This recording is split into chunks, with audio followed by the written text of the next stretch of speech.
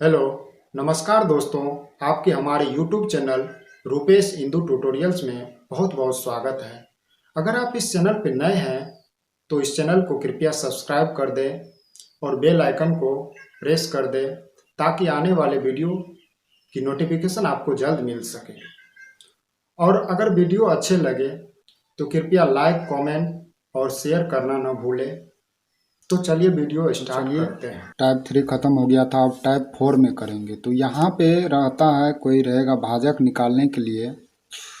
तो भाजक अगर निकालने के लिए रहेगा तो भाजक बराबर क्या करेंगे, इसमें R1 plus R2 minus R3, इसी फार्मूला पे ये टाइप 4 चलेगा।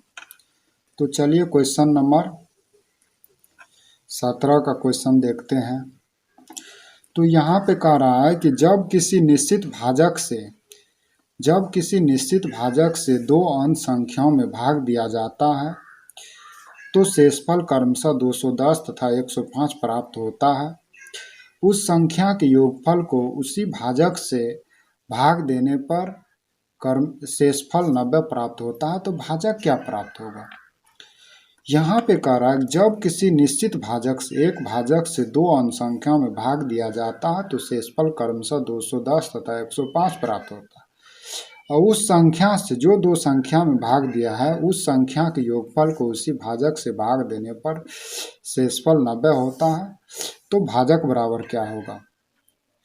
तो इसका ट्रिक जो हम बताए थे, भाजक बराबर R1 मतलब क्या होगा, रिमाइंडर 1 प्लस रिमाइंडर 2 और रिमाइंडर 3। तो पहले जो दो संख्या है उसका रिमाइंडर R1 हुआ और दूसरा का R2 हुआ, और तीसरा में जो है दोनों संख्या के योगफल से भाग देने पर 90 हुआ। तो यहाँ पर हमको क्या है, 210 है और प्लस 105 है और लास्ट में क्या है, 90 है। तो यहाँ पे पहले इसको जोड़ देंगे तो यहाँ पर क्या होगा, ये हो जाएगा 315 माइनस 90। तो क्या होगा, यहाँ पर 5 हो जाएगा, 10 से 11 में से 9 गया, 2 और 2 हो जाएगा। यहाँ पे अगर 90 जोड़ेंगे 225, हाँ 225 हो गया, भाजक हो गया 225 निश्चित भाजक से। यहाँ पर जो निश्चित भाजक से भाग दिया जाता दो संख्या में वो भाजक क्या हुआ, 225 हो गया है। तो भाजक यही निकालना था, तो यही आंसर हो गया। क्वेश्चन नंबर 18 में क्या कहता है, जब किसी निश्चित भाजक से अन्य दो संख्याओं में भाग दिया जाता है तो शेषफल क्रमशः 110 तथा 90 प्राप्त होता है। उसी भाजक से उन दोनों संख्या के योगफल को भाग दिए जाने पर 70 शेषफल प्राप्त होता है। तो सॉल्यूशन में देखेंगे तो वही है, भाजक बराबर इसी ट्रिक पे करेंगे, R1 plus R2 minus R3। जो क्वेश्चन ट्रिक पे बनेगा उसको ट्रिक पे बनाएंगे, अगर क्वेश्चन ट्रिक पे नहीं बनेगा तो उसको बेसिक मेथड से बनाएंगे।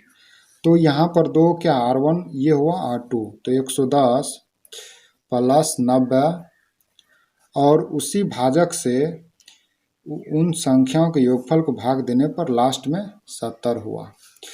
तो यहाँ पर क्या हुआ, 200 हो गया माइनस 70। तो यहाँ पर हो जाएगा 0, 10 से 11 में से 7 गया, 4 और यहाँ पर 140 हो जाएगा, 140 भाजक होगा। तो यही हो गया। यहाँ पर जब किसी निश्चित भाजक से, तो निश्चित भाजक हो गया 110 निकालना है। क्वेश्चन नंबर 19 में कह रहा है कि जब किसी निश्चित भाजक 300 से, पिछले क्वेश्चन में भाजक निकालना रहता था, अब यहाँ पे भाजक है, निश्चित भाजक 300 से अन्य दो संख्या में भाग दिए जाने पर शेषफल 140 तथा 280 प्राप्त होता है। उसी भाजक से उन दोनों संख्याओं के योगफल को भाग दिए जाने पर शेषफल क्या प्राप्त होगा? तो यहाँ पर भाजक दिया हुआ है, तो भाजक बराबर ट्रिक लिखे थे, R1 plus R2 minus R3। तो यहाँ पर हमको भाजक क्या है, 300 है, और R1 क्या है, 140 और 280, और यहाँ पर R3 निकालना है। तो यहाँ पर क्या होगा, 300 और यहाँ पे 0, 8 4 12 के 2, 3 1 4 माइनस R3 हो जाएगा।